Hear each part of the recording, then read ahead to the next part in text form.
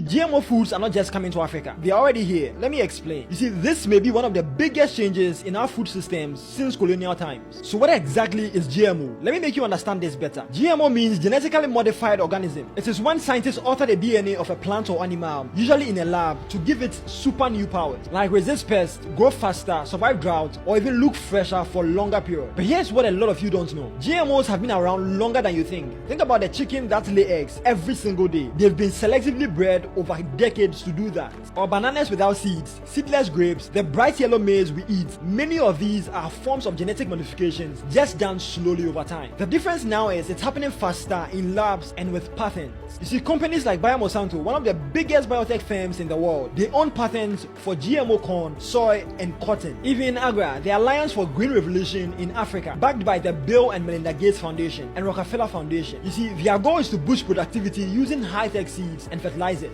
GMOs are meant to boost crop yields even during drought or pest attacks. They reduce the need for harmful pesticides, which sounds like a win for health and the environment. And in countries like Ghana, they are being linked to the food programs like the Planting for Foods and Jobs, so some see it as a national solution to hunger. Now, Ghana has introduced GMO farming beginning with the BT cowpea variety approved in 2022 and released commercially in 2024. The country has since approved additional GMO maize and soya beans varieties with a national rollout underway. Now, here's where it gets complicated. You see, in traditional farming, farmers save seeds from one harvest to plant the next, but with many GMO crops, that's no longer possible. These seeds are patented, meaning company legally owns them. Some are even engineered not to regrow, a system known as terminator technology. So if you try to replant, nothing grows or the crop fails. So what used to be a self-reliance becomes dependence. Every season, you must return to the same sellers. You see, and it's deeper than you think. Some studies show GMO crops reduce the need for pesticides, but other reports says they alter the soil and cause cross-pollination. This means once you start GMO farming, it's hard to go back. And here's the wild part. Countries like France, Kenya, Russia, Austria, and even Zimbabwe have banned GMOs for food use, but they are being heavily promoted here in West Africa. Many African governments are under pressure to modernize agriculture and see GMOs as a shortcut to boost food production, reduce pesticide imports, and also improve farmer livelihoods. You see, Ghana, Nigeria, Kenya, Ethiopia, and South Africa are leading in regulatory approval for GMOs. Global Powers knows Africa's gold is its lands. 60% of world's uncultivated arable lands is in Africa. By inserting patented crops and biotech into these lands, foreign entities gain indirect control over African economies. This is called agriculture imperialism, where Africa grows food not for Africans, but for exports, corporations, or aid dependency. Now here's what I think. GMOs may look like the solution. They survive drought, fight pests, and promise higher yields. But the types being pushed into Africa could do more than just grow food. They might alter the DNA of purely black Africans, weaken immune systems, or even trigger unknown diseases. Maize, soy, and other everyday foods are now genetically modified. And while some see this as progress, we need to ask, at what cost? You see, in countries like the US, viral videos show lab-grown foods losing taste, GMO corn starch making bread unusually spongy and long-lasting, and even watermelons with plastic-like texture. This raises serious concerns about how far food modification is going. So now my question is, how do we even know which food is genetically modified here in Ghana? Let us know your thoughts in the comment section. Don't forget to like, comment, and repost this video for more content like this.